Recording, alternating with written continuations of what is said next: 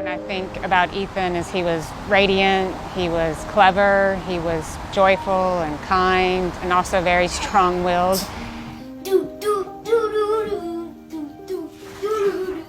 When he was younger, we called him Sneaky Pants because he liked to take his brother's things and hide them from him. I'm a cowboy with a side of curly fries. Ethan woke up happy every day. He was just full of joy all the time. Cuckoo, cuckoo. We also called him Tigger as he got older because he bounced around the room, just constantly moving. Let me hear you laugh. But Ethan was happy, a very happy child, and he loved to eat pastries and sweet things.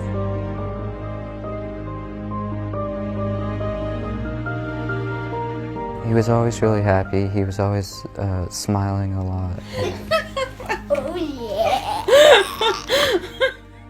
If he had been given more time, like with us, he definitely would have changed the world in some way with his infinite creativity and curiosity. And he always had this sort of aura around him that always made everyone happier. He also had Tigger's attitude. He was very gleeful and just happy every day that we spent with him.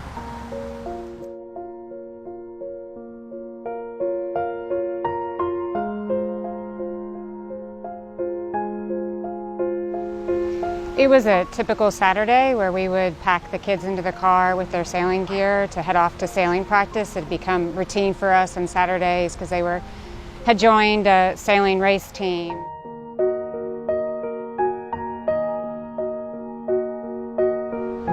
Ethan and I get out of the car and I help him get all his gear out and put his life jacket on him and put his hat on and patted him on the head and just said, "Have a good day, bud."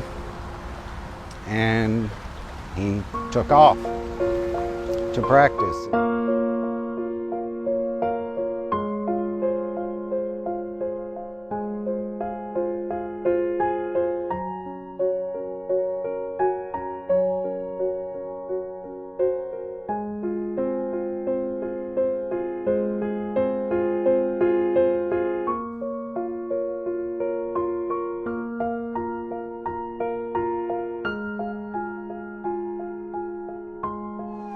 Tour around the corner, listened to dispatch, and it was a boating accident involving a child, and it was pretty bad from what the call takers were saying. Dispatch had advised us that it was a child had been hit by a propeller. I remember looking down at my gun belt, and I remember grabbing my tourniquet, and in hindsight, I knew that something was going to change.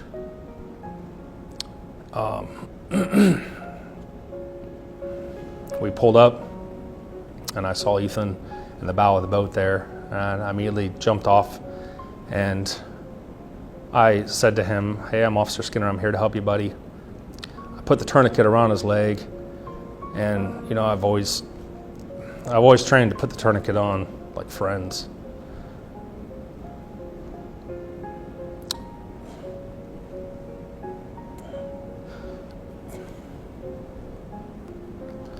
I never trained to put it on a little boy. Skinner just, went into everything that he's trained to do. Immediately, instinctually, almost applied a tourniquet to Ethan's leg, and it was a bad scene. And that's when I got the phone call that every parent dreads. And it was the sailing director. And she said, "Mindy, can you come back, please? I think something has happened to Ethan." I could see all the ambulances on the twin bridges.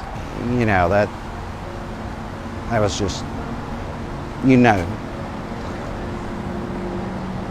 At that point, we were in panic mode, and we just needed to find out what had happened to Ethan. They wanted to take us somewhere, and I just told them, "My son is right there." and I'm staying with him. So we drove to the hospital, and my husband and I were just in a state of shock, and we just kept hoping Ethan would be okay. Finally, a nurse came in and she told us that he was in critical condition and his injuries were pretty bad.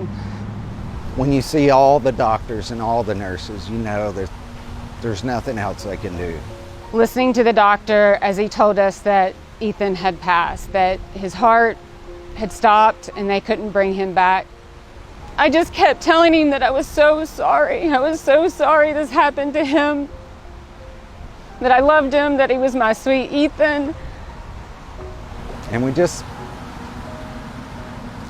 stayed with him and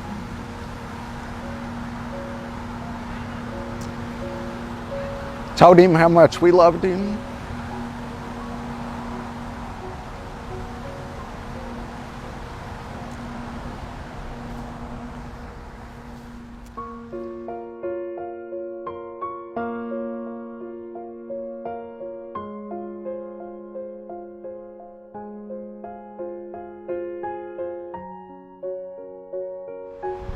And we know now we have to keep pushing forward to do other things that will try to somehow give us a better feeling, a satisfied feeling that we're doing something because he died really without a reason. What we are looking at is legislation, education, and safety procedures and equipment. Those are the three main areas that we want to focus on. The engine cutoff switch is really simple to use. There's the ones that come installed on the boat. There's also wireless ones. Ethan's death was 100% preventable by use of the engine cutoff switch.